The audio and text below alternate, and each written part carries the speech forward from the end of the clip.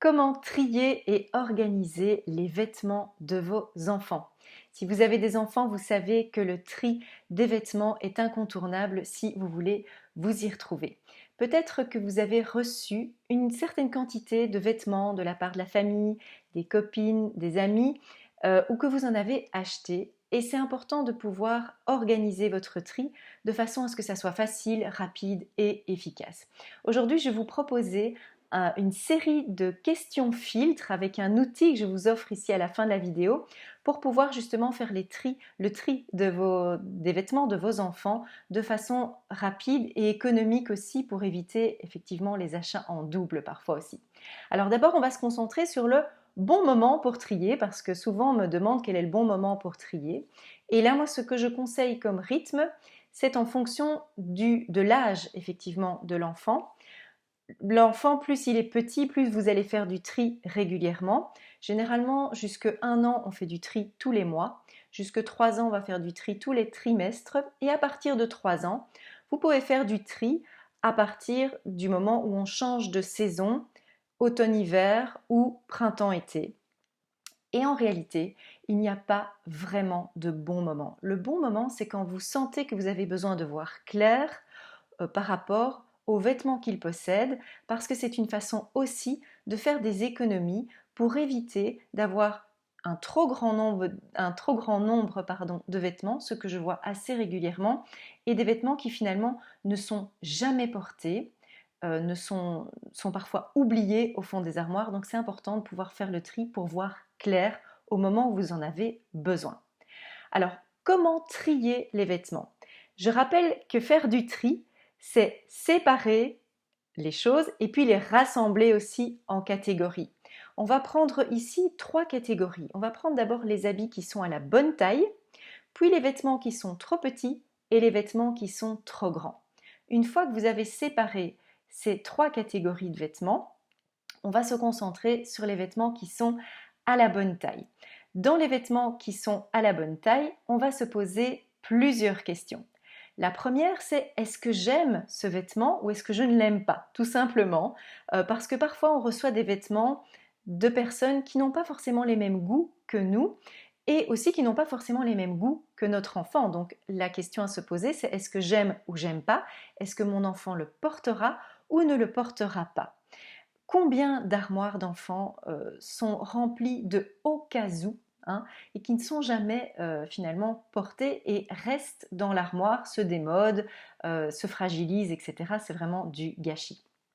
Ensuite, il faut vous demander de combien de pièces votre enfant a besoin chaque semaine, par exemple, pour que vous soyez confortable. J'entends par là le rythme de vie que vous avez et le rythme des lessives va nécessiter finalement un petit calcul et un peu de bon sens pour que vous puissiez déterminer de combien de pantalons, de combien de chemises, de combien de robes, etc. votre enfant a besoin. Ça évite aussi de recevoir finalement une grande quantité de cadeaux. Par exemple, je pense aux fêtes de Noël où on reçoit parfois des pyjamas en grande quantité ou des écharpes en grande quantité alors qu'on en a besoin et que votre enfant en a besoin de finalement assez peu.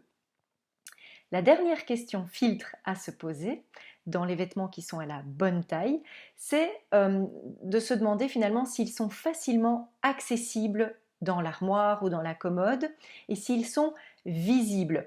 Parce qu'il y a effectivement souvent un problème de visibilité et d'accessibilité qui fait qu'on se retrouve avec des vêtements qu'on a oubliés dans le fond et finalement on est frustré parce que ces vêtements ont été abandonnés et on n'a pas pu les porter. Donc plus un vêtement est accessible, plus il sera utilisé. Plus il est visible, plus il sera facile aussi à ranger facilement et à organiser. On a parlé des vêtements qui sont à la bonne taille. On va maintenant parler des vêtements qui sont trop petits. Et là, dans les questions filtres que je vais vous poser, c'est d'abord se demander est-ce qu'il y a un petit frère ou une petite sœur qui suit votre enfant, l'enfant en tout cas chez qui vous êtes occupé à faire ce tri.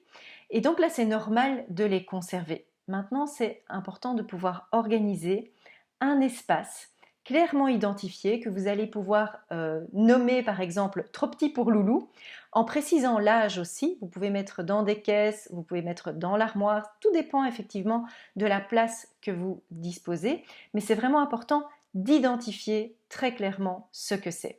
Parce que pour l'instant, vous vous souvenez de ce qu'il y a dans cet espace, mais dans 6 mois, croyez-moi, votre cerveau aura oublié. Donc c'est important de pouvoir aussi distinguer les vêtements à la bonne taille et ceux qui sont trop petits.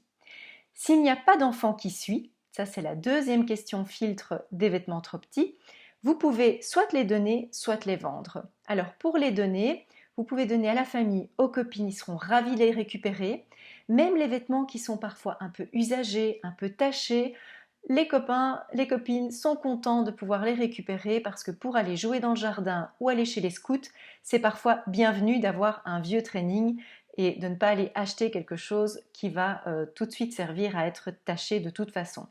Pensez aussi pour ces vêtements-là aux écoles, aux crèches qui sont ravis aussi de récupérer des vêtements qu'ils pourront utiliser comme vêtements de rechange pour les enfants. Et enfin, par contre, en revanche, j'ai envie de dire, si vous voulez les donner à des associations qui pratiquent l'économie circulaire, là, il faut que les vêtements soient en très bon état, propres et assez suffisamment à la mode, puisque ceux qui pratiquent, les associations qui pratiquent l'économie circulaire vont les remettre dans leur boutique à des prix très avantageux. Donc là, je vous invite à aller revoir une autre vidéo que je vous avais faite il y a très peu de temps sur justement l'achat circulaire, les vêtements en tout cas dans les associations. On a parlé des vêtements trop petits, maintenant on va parler des vêtements qui sont trop grands.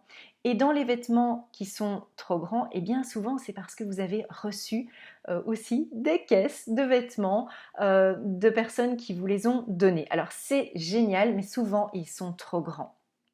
Alors, je dis souvent, faites attention parce qu'il y a un double effet.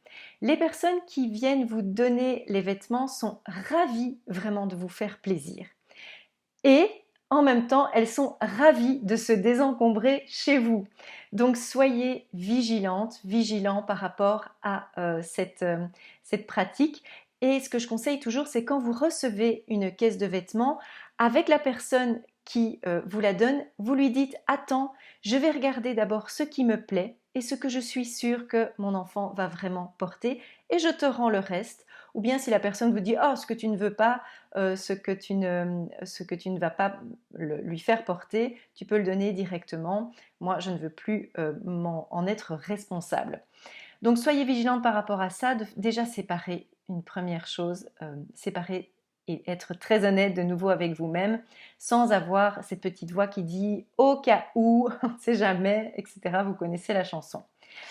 Ce qui est important aussi, c'est de pouvoir identifier très clairement, comme pour les vêtements trop petits, identifier à un endroit particulier, trop grand pour Loulou, une étiquette, trop grand pour Loulou, placez-les en évidence pour ne pas les oublier, pour ne pas aller racheter ce que vous possédez déjà. Mais vous ne devez pas nécessairement les garder à portée de main. Vous les mettez en évidence, mais pas nécessairement à portée de main. On a parlé donc des vêtements qui sont à la bonne taille, qui sont trop petits, qui sont trop grands, et de savoir comment les trier, c'est-à-dire les séparer et les rassembler par catégorie. Ensuite, on va voir ensemble comment organiser les vêtements des enfants. Vous allez éviter d'abord de séparer hiver et été au grenier ou à la cave. C'est le meilleur moyen d'oublier ou de dédoubler certaines pièces et ça n'est absolument pas facile puisqu'à chaque saison, vous allez devoir refaire une grand-messe du tri, ce que moi je déconseille complètement. Vous allez mettre de côté uniquement les vêtements très spéciaux comme les salopettes de ski ou les vêtements de cérémonie par exemple. Ça vaut la peine de les mettre vraiment dans un autre endroit. Je ne vais pas non plus vous dire quelle est la meilleure armoire, quelle est la meilleure commode ou la meilleure boîte pour ranger vos vêtements. Tout dépend de votre habitation et de votre vie. Par contre, j'aime bien vous rappeler que votre maison est d'abord un lieu de vie et ce n'est pas un lieu de stockage. Donc vraiment, faites le tri régulièrement et gardez uniquement les choses que vous êtes sûr de pouvoir porter et évitez de garder les choses par peur de ne pas pouvoir vous les reprocurer un jour. Ça, c'est le piège à éviter à tout prix.